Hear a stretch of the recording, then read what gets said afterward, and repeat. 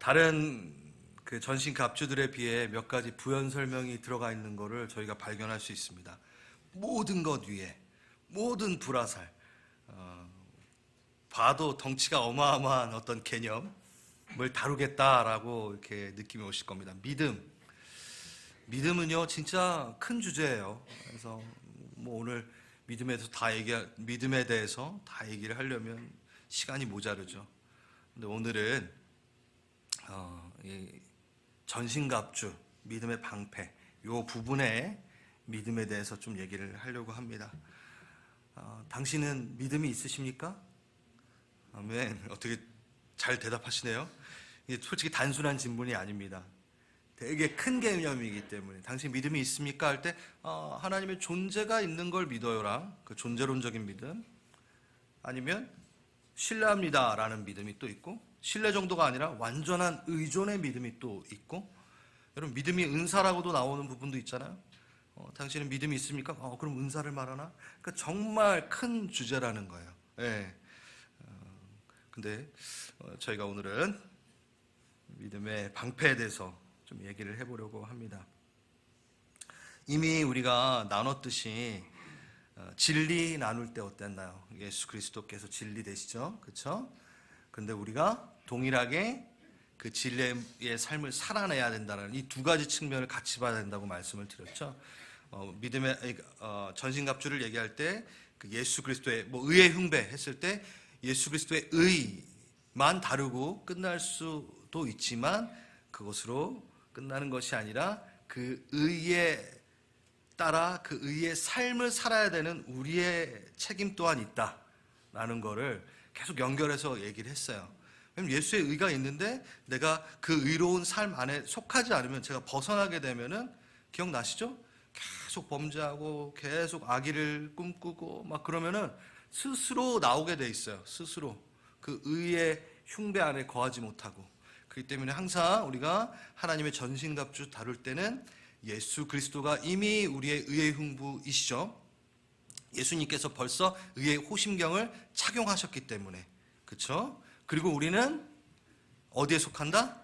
예수 안에 속하기 때문에 우리는 실질적으로 뭐다? 콩팥이다. 예를 들었잖아요, 그렇죠? 그래서 사단이 우리를 공격하려면 뭐부터 뚫어야 돼요? 예수님이 입으신 의의 흉배부터 뚫고 그 다음 누굴 또 뚫어야 돼요? 예수님 뚫고 그 다음에 나야 돼, 도착을 해야 되는 거예요. 예. 근데 우리가 거기 안에 속하지 않고 뿅 밖으로 나와 있으면 직각으로 맞는 거죠, 그렇죠? 이 부분에 대해서 얘기를 했었습니다. 동일하게 믿음에 대해서도 오늘 그렇게 얘기를 좀 하려고 합니다. 예수님의 믿음, 신실함, 그 방패에 보호받는 것, 첫 번째 히브리서 12장 2절, 제가 PPT를 좀 준비했는데 같이 읽겠습니다. 앞에 부분만 읽겠습니다. 시작. 믿음의 주요 또 온전케 하시는 이의 예수를 바라보자. 여기까지만 읽을게요. 여기에 주, 롤, 원래 헬라어에서는 퀴리오사, 그렇죠? 주인, 이 단어를 쓰는데 여기서는 이 단어가 아니에요. 저희가 히브리서 할 때 했었는데 무슨 뜻이냐? 아르케고예요. 저번 주에 기억나시나요? 시작이다, 복음. 마가복음에서 시작이다.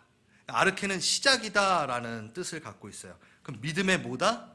믿음의 창시자시다. 믿음을 만드신 분이시다 라는 얘기예요. 믿음의 주요라는 게 믿음의 롤드, 키리오사가 아니라 믿음의 만드신 분이고, 믿음을 만드신 분이고, 창조자시고, 믿음의 선봉장이시고, 믿음이라는 것을 제일 앞에 쓰신 분이시다라고 이야기하는 겁니다. 그러니까 우리의 믿음은 항상 예수 그리스도의 믿음 뒤에 서야 되는 거예요. 아주 중요한 개념입니다.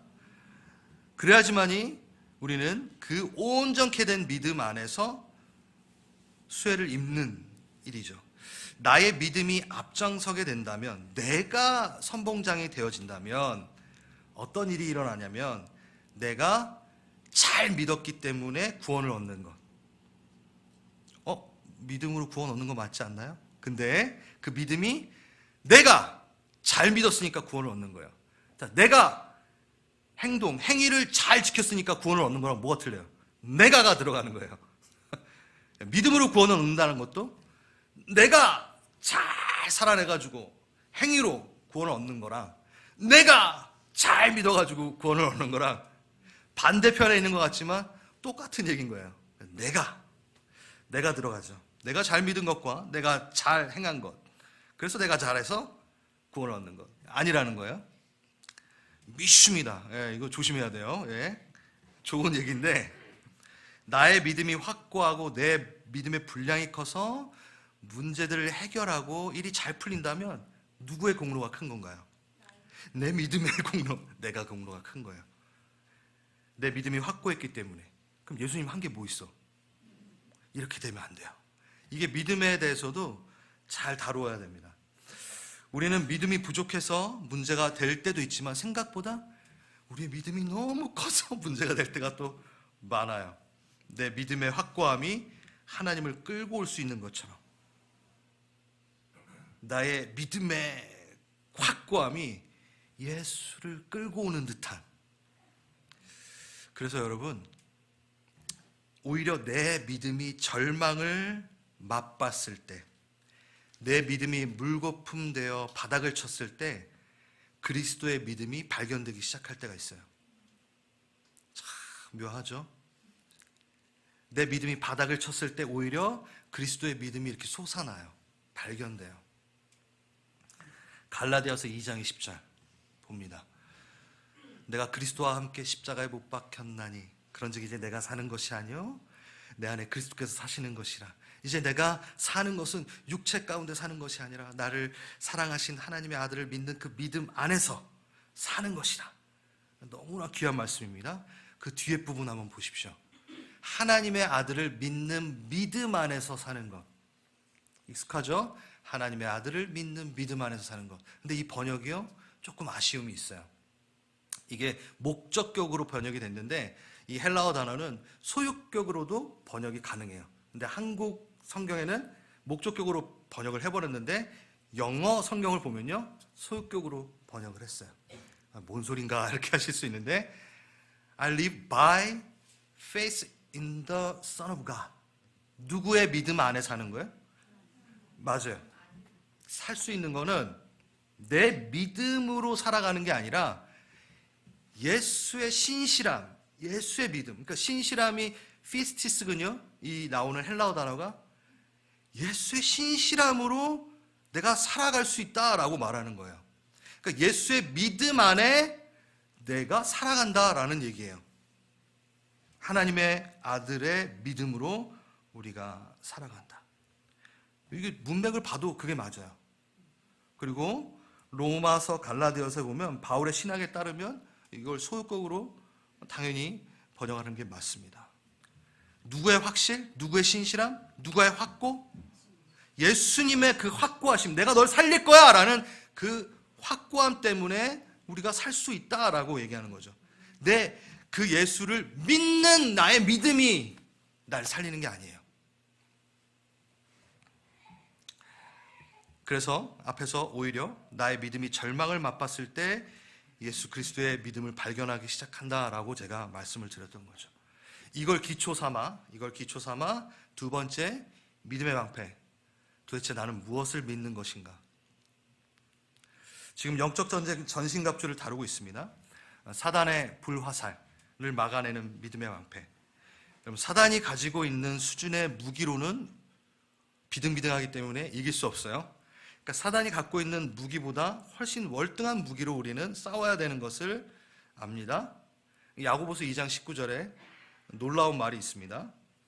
야고보 사도가 행함이 없는 믿기만 믿어. 근데 행함이 전혀 없는 그리스도인에다 대고 이렇게 얘기합니다. 이게 비꼬는 말이에요. 한번 볼까요?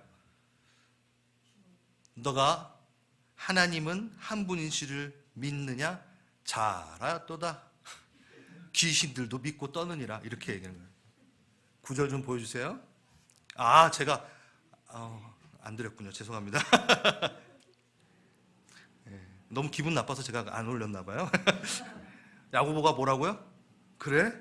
너가 하나님 한 분이신 줄을 너가 믿냐? 그 존재성에서도 믿냐? 그래, 잘했다 그래. 그건 귀신도 믿는다 이 얘기예요. 그러니까 하나님이 존재한다라는 믿음은 당연한 거잖아요.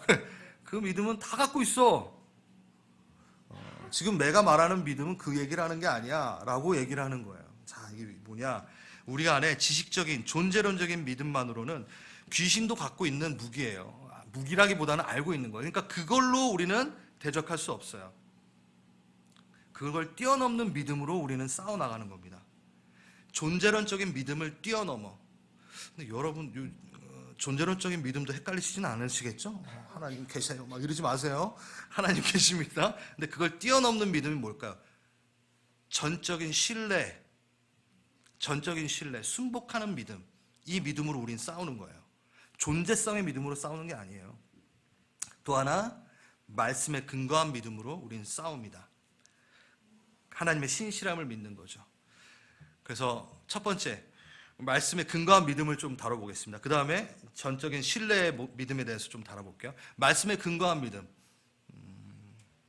우리는 자신에게 또 자신 주변에 불현듯 찾아오는, 불현듯 닥쳐진 불의의 사고, 무거운 질병들, 시련과 갈등, 이별 등 이런 이해 못할 사건들이 발생했을 때 하나님께 질문을 많이 하기 시작합니다.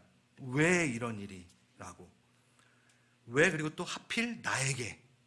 라는 이야기를 하죠. 그 질문을 하죠. 당연한 질문이죠.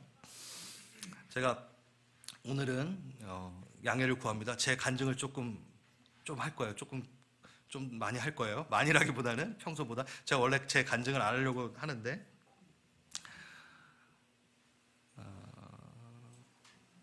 오늘 내용은 진짜 제가 한 몇십 년 동안 씨름하며 배운 내용입니다. 저한테는 되게 귀한 내용이에요. 하은이 이슈를 처음 들었을 때, 그때가 언제였냐면 선교사로 헌신하는, 그리고 준비하는 그 기간, 아주 따끈따끈한 그때였어요. 그 전에 어떤 일이 있었는지를 좀 말씀드리기 위해서 제가 세상에서 보기엔 자랑할 만한 조건들을 조금 얘기하겠습니다. 재수 없지만 여러분, 저는 아주 한국에서 큰 교회에서 청년부만 4,000명이 있는, 대학부랑 따로 있어요. 4,000명이 있는 곳에서 사역을 했었어요. 찬양 사역을 하고, 큰 스크린에서 제가 찬양하는 게 보이고 얼마나 자랑스럽겠어요. 그리고 제가 파트로 또 섬겼기 때문에 일을 하고 있었는데 억대 연봉자였습니다. 이건 들어보셨죠? 2004년도. 예, 그때 제 월급에 꽂히는 게 2천만 원이, 월급이 2천만 원이었어요. 2004년도에. 재수없죠, 지금 좀. 재수없죠. 이게 바울이 하는 방식입니다. 바울이 자기 막 이렇게 얘기하다가 아무것도 소용없다 이 얘기예요. 예, 끝까지 들으셔야 돼요. 그리고 저는 선교사로 헌신하기 전에 딱 승진의 기회가 있었어요. 승진할 타이밍이었어요. 근데 어떤 계기로 다 내려놓았습니다. 내려놓으면 책 한 번 쓸 수 있겠죠? 근데 미리 말씀드리지만 더 많은 걸 내려놨다고 해서 그 헌신이 더 숭고한 건 절대 아닙니다. 근데 우린 그거에 취하죠.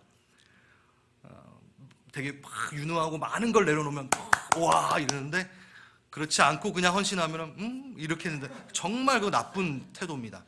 진짜 나쁜 태도입니다. 끝까지 들으셔야 돼요. 아무튼 그리고 나서 제가 예전에 대학 때부터 있었던, 아니 어렸을 때부터 했던 어떤 은사들이 다시 이렇게 막아놨던 은사들, 제가 스스로 그러니까 그걸 활용하지 않고 이렇게 묻어놨던 것들이 회복되는 시간들이 있었어요. 이건 아마 처음 얘기할 것 같아요. 능력의 어떤 은사들이 발휘되고 그걸 하나님이 허락하시는 시간이 있었습니다.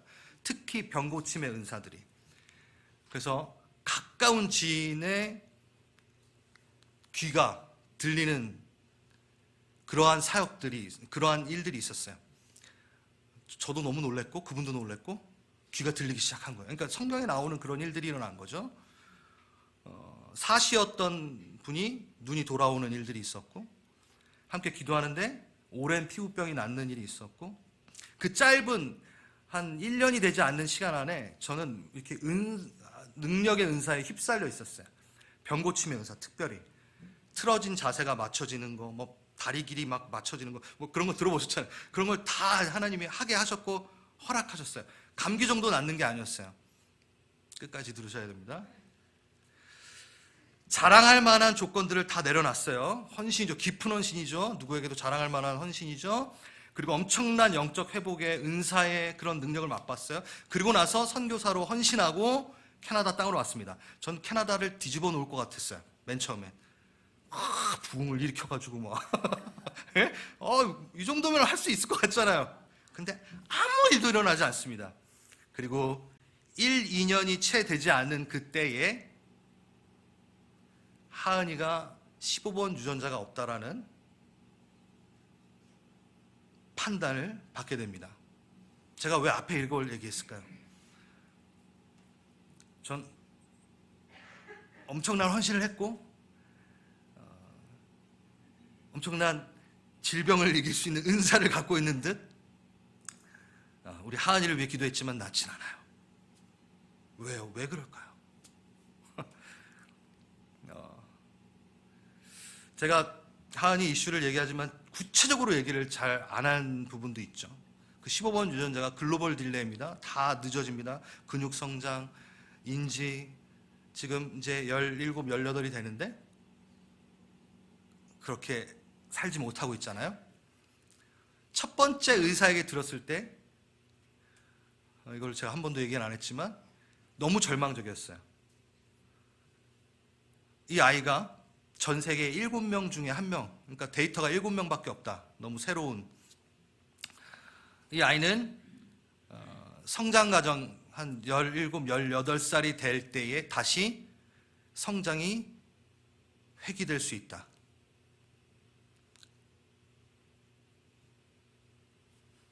그랬어요.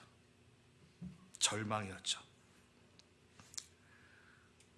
저는 의사의 의견을 듣진 않습니다. 하나님의 의견을 듣습니다. 물론 참고를 하죠. 제가 왜 힘들게 이 이야기를 하나요? 제가 얼마나 많은 기도를 했겠습니까? 얼마나 많은 질문을 또 했겠습니까? 제가 이 하은이 이슈를 듣기 전에는 정말 담대하게 자랑스럽게 치유의 기적을 간증했었어요. 아시잖아요. 제 5살 때 골수염에 정말 기가 막힌 회복, 저 스스로도 기적 같은 치유를 경험했던 사람이기 때문에 가능하다. 그 확신. 그래서 수련회를 다니거나 말씀을 전할 때 치유의 하나님 막 하면서 막 자랑스럽게 간증하고. 근데 하은이의 이슈가 있고 아무리 기도해도 낫지 않은 하은이를 보며 저는 점점 그 얘기를 할 수 없었어요. 점점 제가 움츠러들었습니다. 주저함이 있었습니다. 그 간증을 하는 거에 대해. 그러니까 질병의 치료에 대한 간증에 대해서는 쑥 뺐어요. 물론 하은이의 그 영적 세계의 그 감동을 여러분들 많이 들어보셨을 거 아니에요. 우리 하은이가 누리는 그 영적 충만함. 하지만 그걸 뺐어요. 그러다 하엘이를 낳았습니다. 하엘이도 하은이 케이스가 있을 수 있다라는 의사의 얘기가 있었지만 우린 기도하고 하엘이를 낳았어요. 너무나 건강했어요. 근데 1년이 채 되지 않았을 때 하엘이의 눈이 영아 백내장이라는 판단을 또 받습니다. 영아 백내장은 그냥 백내장이 아니에요. 이게 한쪽만 영아 백내장이기 때문에 시력이 그때 자라나야 되고 근육이 자라나야 되는 때이기 때문에 한쪽도 위험하다. 이 한쪽은 인공수정 뭐 해야 되고 수술 후에도 녹내장 발생률이 훨씬 높고 다른 한쪽도 시력을 잃을 수 있고 너무 위험한 수술 막 미치겠는 거예요. 그 3번째 검사를 받으러 갔을 때 수술을 해야 될지 말아야 될지 그 기간 동안 전 또 얼마나 기도했겠습니까? 정말 하나님 너무 아쉽다 막 그러면서 막 우리 하은이도 너무 힘든데 하엘이까지 왜 이러냐면서 정말 눈물의 기도를 했었어요. 그리고 마지막으로 이제 그 의사를 만나러 가기 전날 밤에 진짜 말로 표현할 수 없지만 괜찮다 그러시는 거예요. 근데 그 확신이 이상하게 제가 확신을 가지려고 하는 게 아니라 맞는 거예요. 그게 치료하셨다라는 거예요. 그래서 우리 아내한테 얘기했어요. 하일이 눈 괜찮대. 뭘 어떻게 알아? 모르는데 괜찮대. 우리가 눈으로 확인은 안 되잖아요. 괜찮대. 말했어요. 아직도 기억나요. 그리고 검사를 받으러 갔습니다. 의사가 깜짝 놀랐어요. 백내장이 없어졌대요. 이럴 수가 있네. 본인이 왜냐하면 두 눈을 보기 때문에 오진을 할 수 없다라는 거예요. 이쪽은 있고 이쪽은 없는 게 확실하게 차이가 나기 때문에 그래서 이거 어떻게 해야 되냐? 없어졌대요. 어떻게 가래요? 왜? 할렐루야. 네. 여러분 헷갈리시죠? 누구는 치유해주고 누구는 왜 안 치유해줘요? 안 치유해줘요? 여러분 전 몰라요. 저 몰라요. 도대체 믿음이라는 게 뭘까? 고민하기 시작했습니다. 하나님이 치유하실 수 있다라는 그 믿음 자체는 뭘까? 이 사람은 되고 저 사람은 안 되고? 저번 주에 누가 물어봤어요. 왜 암에 걸립니까? 왜 저 사람은 안 걸려? 저한테 물어보지 마세요. 성경 보세요. 그래서 전 이렇게 정리가 됐어요. 내 삶에 치유와 기적이 매번 일어나지 않는다고 해서 하나님이 치유의 하나님이 아니실 수 있는가? 그렇진 않잖아요. 실제 치유하셨잖아요. 하나님은 치유의 하나님 맞으세요. 상황마다 하나님이 치유해주면 나의 하나님이고 안 치유해주면 내 하나님 아니야? 이렇게 할 수 있나요? 제 삶 안만 보더라도 하나님은 치유의 하나님이세요. 저에게. 내겐 아니신가 봐. 단정하고 비질을 선포하면 누구 손해인가요? 내 손해더라고요. 저는 두려움 없이 얘기합니다. 하나님은 치유의 하나님이시 맞다고. 맞아요. 그렇다면 치유의 하나님이라는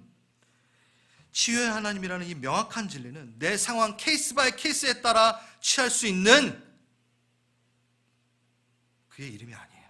그분은 치유의 하나님 맞으세요.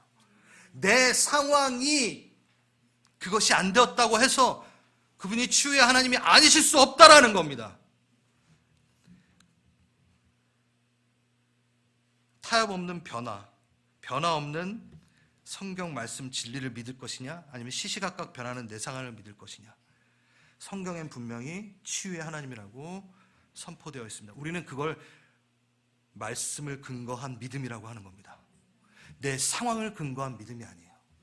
내 상황은 계속 바뀌어요. 그거에 따라 믿지 마십시오.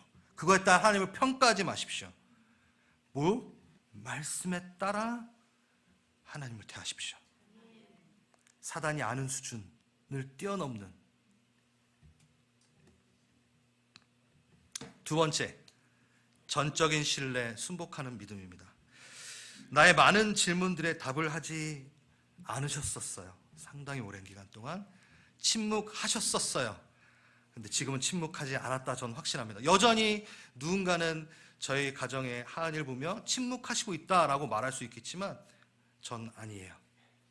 전 이때 책을 많이 읽을 수밖에 없었습니다. 상실에 대한 책. 여러분 원하시면 제가 추천해 드릴게요.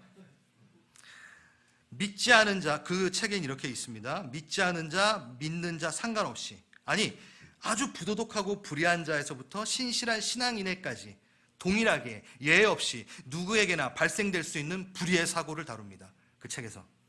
성경에서도 다루고요. 무거운 질병, 악한 사람에게만 무거운 질병이 아니잖아요. 믿지 않은 자나 믿는 자나 상관없이 예외 없이 동일하게 그 뜻하지 않는 사고들은 일어납니다. 그렇다면 왜 나에게만은 그 일이 일어나지 않아야 되냐라고 그 책은 저에게 질문을 하고 있더라고요. 난 왜 그 일이 일어나면 안 되지? 그 근거가 있니? 라고 물어봐요. 너무 이렇게 무거운 책이었어요. 실족에 대한, 상실에 대한 것을 다루는 책이니까 정말 쉽지 않았어요. 안 들려요, 그땐. 그래서 덮었어요. 그래도 여전히 왜 나에게만 이게 나오죠? 근데 여러분, 왜 여러분만 그런 모든 일이 피해가야 됩니까? 그 이유를 대보세요. 없다라는 거예요. 그 책에서는 그 얘기를 해요. 끝까지 들어주십시오. 불편하시더라도. 수많은 질문, 그리고 혼란, 하나님과의 대치, 분노, 상실감, 그 시간을 버티면서 스스로에게 저에게 말하는 시간이 있더라고요. 가장 고통스럽고 가장 슬플 때는 하나님께 질문할 때가 아니라 하나님께 기도할 때이다. 이게 왜 일어났냐에 대한 거를 물을 때가 아니라 뭘 기도할 때? 치유를 간구할 때이다. 하나님과 씨름하지 말고 하나님 옷자락 붙들 때이다. 하나님과 대치하며 왜 그랬냐고, 왜 그러냐고, 왜 나한테 그러냐고 손가락질 할 때가 그 손가락 집어넣고 옷자락 붙들고 기도해야 될 때이다. 그걸 가르쳐줬어요. 여러분, 질문하지 말라는 게 아닙니다. 질문할 때가 있고요, 기도할 때가 따로 있습니다. 가장 고통스러울 때, 가장 힘들 때는 기도할 때입니다.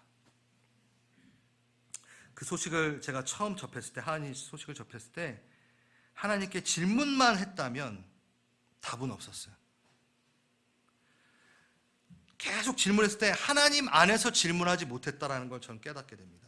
하나님 밖에서 질문을 했고, 또 무엇보다 하나님 안에서 해석할 능력도 없었어요. 그러니까 하나님이 대답하지 않으시더라고요. 하나님의 답변에 순복할 능력이 없었어요. 그러니까 하나님이 답변을 안 했어요. 여러분, 지금 되게 그냥 복 받으십시오 이런 얘기가 아니에요. 상당히 쉽지 않은 내용입니다.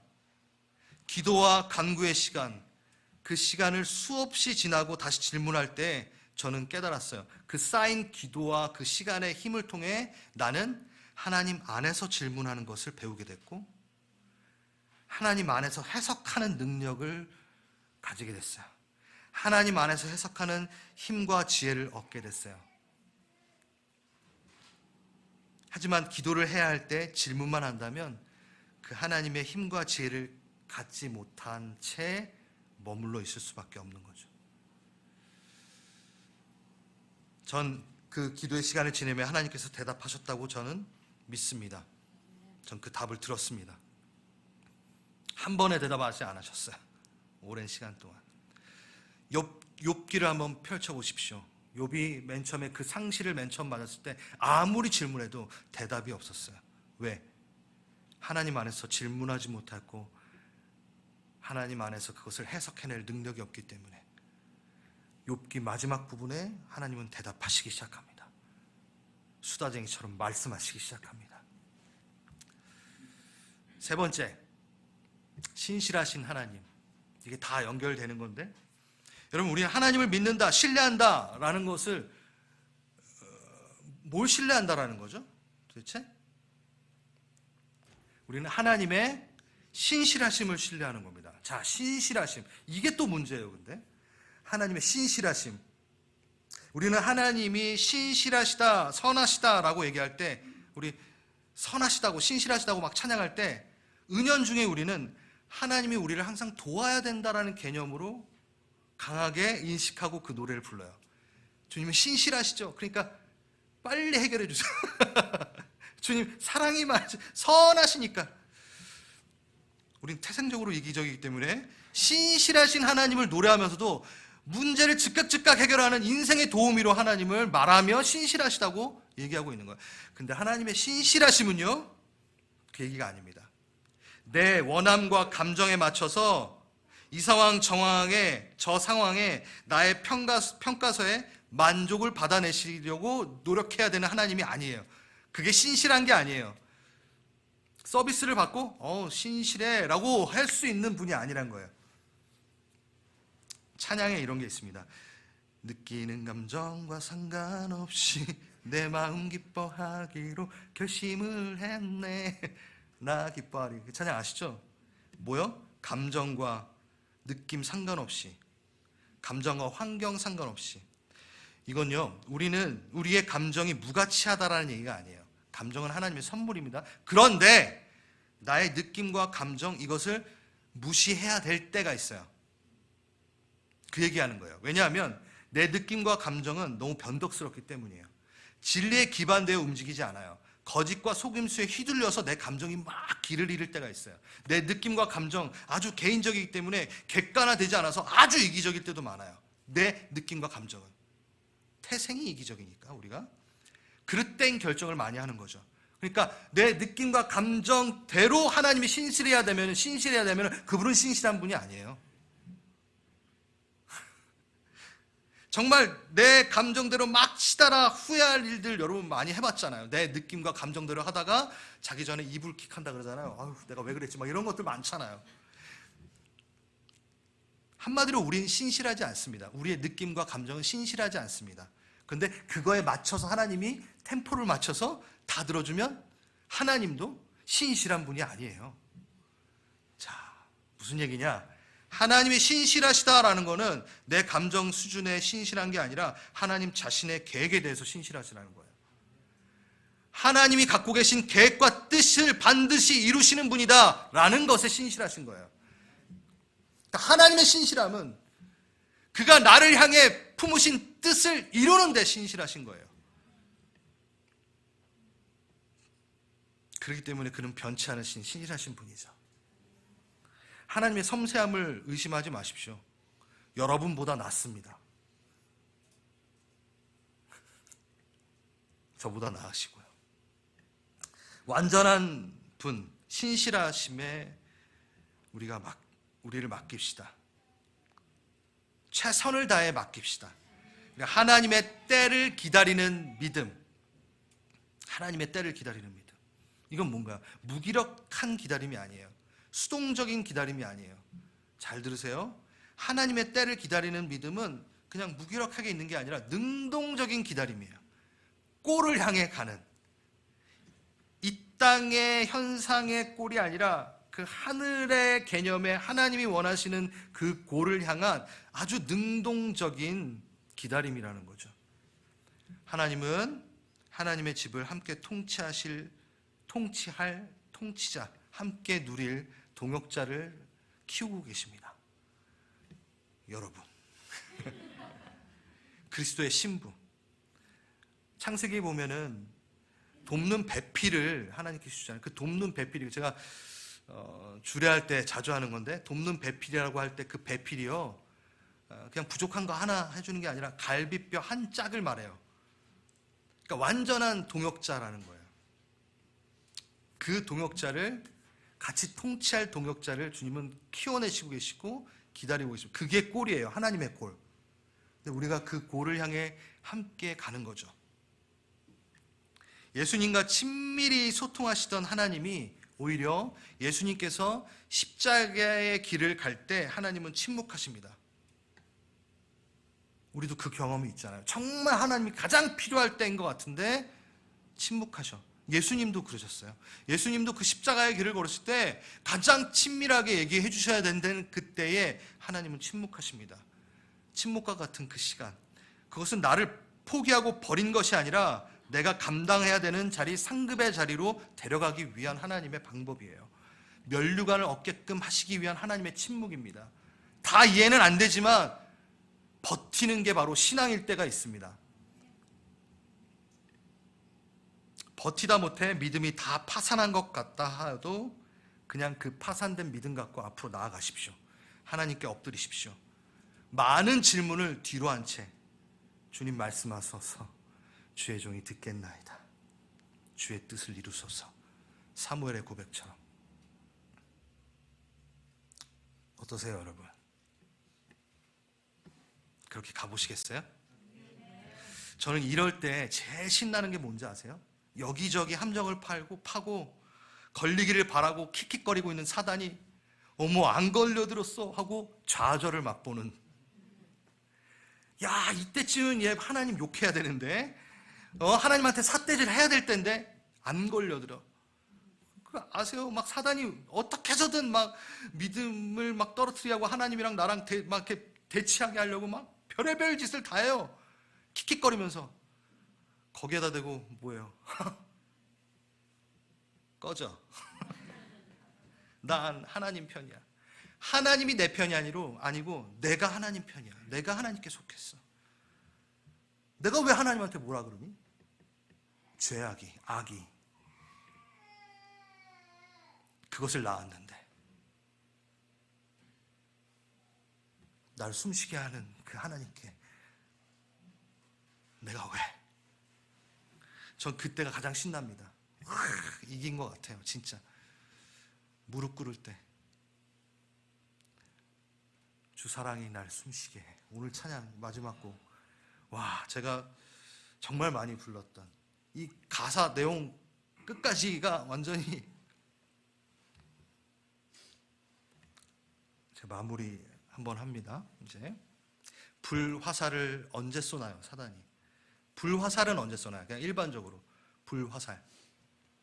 불화살은요 아무 때나 쏘지 않아요. 목표를 정하고 0점 조준을 위해 쏩니다.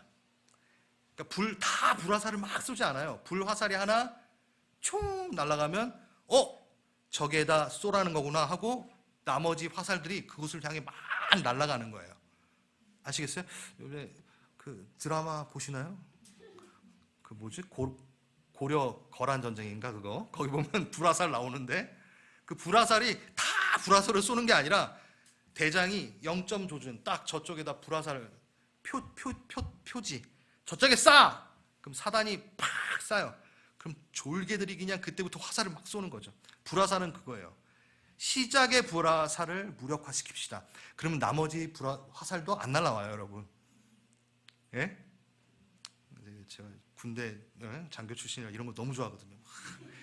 예? 이런 걸로 다 할 수 있는. 자, 그리고 불화살은 언제 쏜다? 대낮에? 아니요, 밝을 때 쏘지 않고 밤에 쏩니다. 밤에 어둠이 찾아올 때, 어둠 속에 있을 때, 어둠을 허락했을 때 그 불화살은 여지없이 날아옵니다. 정확하게 그 기회를 틈타. 어두워? 쏴! 여러분, 어둠에 머물지 마십시오. 허락하지 마십시오. 그 자리에 있을 때 사방이 불덩이가 막 떨어지는 것 같아요. 막 하늘에서 불이 내려오는 것 같아요. 살 길이 없는 것 같아요. 더 처절하게 떨어지는 거죠. 더 절망으로 가는 거죠. 어둠을 허락하지 마십시오. 빛 가운데 나오십시오. 그럼 불화살은 없습니다. 우리는 이 불화살이 나에게 향하여 당겨졌을 때 믿음의 방패를 들어야 됩니다. 방금 말했던 그 믿음의 방패들을 들어야 됩니다. 여러분, 믿음의 방패 무겁다고 무거워 안 들을래 이러면 안 돼요. 여러분, 믿음의 방패를 소개하겠습니다. 제가 시편 5장 12절 여호와여 주는 의인에게 복을 주시고 방패로 함같이 은혜로 그를 호위하시리이다. 여기에서 방패는요, 세 번역으로 읽으면 큼지막한 방패처럼 은혜로 지켜주십니다 이렇게 돼 있어요. 이게 왜 그러냐면 친나라는 단어예요. 방패가 손방패가 아니에요. 하나님이 여기서 우리에게 내가 너의 방패다라고 했을 땐 여기 요만 해가지고 이렇게 막는 방패가 아니라 어떻게? 큰 방패, 내 전신을 막는 방패. 그래서 여러분, 골리앗이 방패 든 자가 따로 있었잖아요.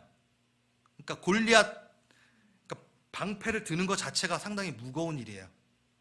그러니까 전신에 그 화살을 막을 수 있는 방패. 그 방패를 언제 드는 줄 아세요? 5장 3절 여호와여 아침에 주께서 나의 소리를 들으시니 아침에 내가 주께 기도하고 바라나이다. 여러분, 새날을 맞이할 때, 여러분 너무 힘들 때 있잖아요. 아침에 눈뜨기가 두려운 때 있으시잖아요. 겹겹이 쌓여있는 문제들, 아침에 눈뜨기가 너무 힘들어. 그때 뭘 들어야 돼요? 일어나자마자, 이거 아침에 하는 기도예요. 큼지막한 방패로 나를 보호하소서. 전 감당이 안 되니까 하나님 방패로, 하나님의 방패, 큰 방패로 나를 살려주세요. 이 기도하는 거예요. 골리앗은요, 그 등치 큰 놈이 그 방패 들고 나간다니까요. 방패 든 자 옆에 데리고 가요. 근데 다윗은 사울이 준 갑옷과 창과 방패 다 불필요하다 하고 무엇을 방패 삼아 나가나요? 예수의 이름, 하나님의 이름, 여호와의 이름, 그게 방패가 되어 나가는, 그게 대조예요.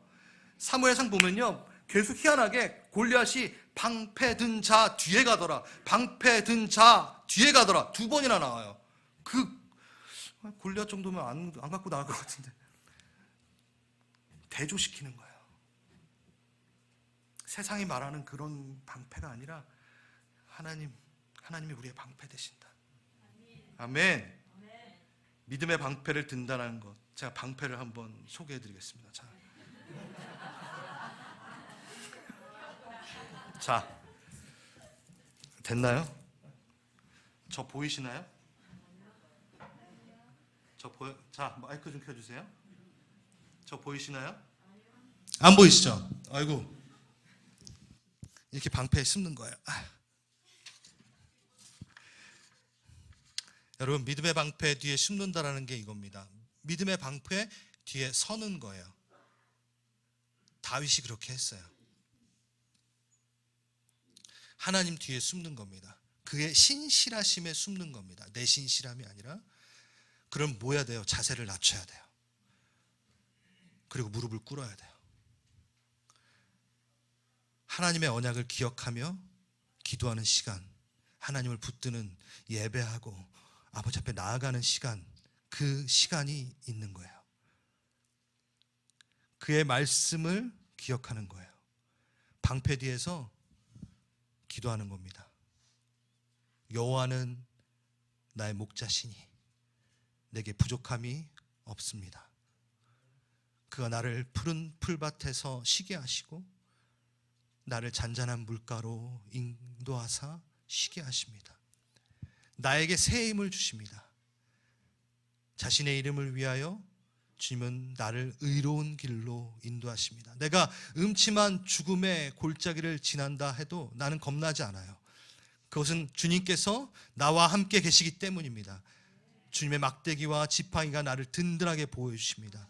주님께서 원수들이 보는 앞에서, 킥킥대는 그들 앞에서 아름다운 식탁을 차려주실 것입니다. 그리고 주님께서 내 머리 위에 향기로운 기름을 바르사 내 잔이 넘치도록 가득 채워주실 것입니다. 여호와의 선하심과 사랑하심, 선하심, 사랑하심이 내가 죽는 날까지 나와 함께 하실 것이 틀림없습니다. 이제 나는 여호와의 집에서 영원히 살 것입니다. 불화살이 당겨져 날아올 때는 믿음으로 버텨야 될 때가 있어요. 숨어야 될 때가 있습니다. 하나님 뒤에 숨어 무릎 꿇고 순복하며 기도할 때가 있는 겁니다. 당장에는 수가 없어요. 방법이 없어요. 근데 하나님은 방법이 많으십니다. 하나님의 정확한 때에 그 방법을 펼쳐내십니다. 버티는 시간 뒤에는, 그 버티고 나서는 검들고 뛰쳐나가는 시간이 분명히 우리에게 있습니다. 주님을 신뢰하고 그 방패 뒤에 숨어 숨을 고르며 기도의 시간을 쌓는 여러분이 되시길 바랍니다.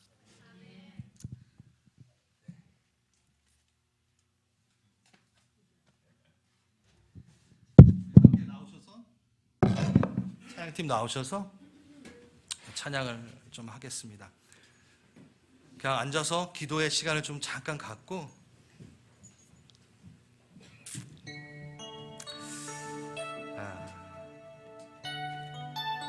여러분, 그것도 있어요. 지금 방패가 나왔는데 성이었어요. 성. 우리 유치부에서 쓰는 거 제가 잠깐 빌려온 거예요. 로마 군병들이 저런 큰 전신의 방패를 썼어요. 그때는요, 혼자 그것을 들고 나가지 않았고요, 옆에 있는 군사들이랑 함께 열과 오를 맞춰서 그 방패를 들고 나아갑니다. 그러면 문헌에도 그렇게 나와요. 꼭 성이 움직이는 것 같았다.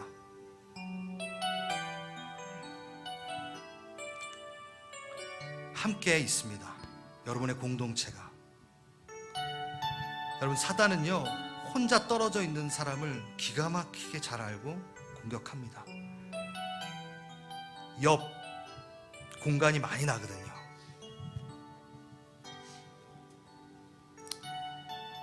여러분 하나님 안에 속하시고 공동체 안에 속하셔서 그 믿음의 방패를 연결하여 하나님의 그 굳건한 성을 만들어 나아가 봅시다. 우리 공동체가 기도해야 될 때입니다. 누군가를 위해 기도해야 될 때, 물론 내 문제에 대해서 여러분 기도하십시오. 이 시간 아버지를 끝까지 신뢰하고 나아가야 되는, 내 신뢰가 아니라 내 신실하심이 아니라 하나님의 그 신실하심을 붙들고 기도하십시오. 그리고 한 번 더 우리의 지체들을 위해, 지금 외로이 어둠을 통과하고 있는 지체들을 위해, 오늘 또 아파 나오지 못한 연약한, 몸도 연약하지만 속사람도 연약하여 예배를 귀히 여기지 못하게 하는 모든 방해도 있습니다.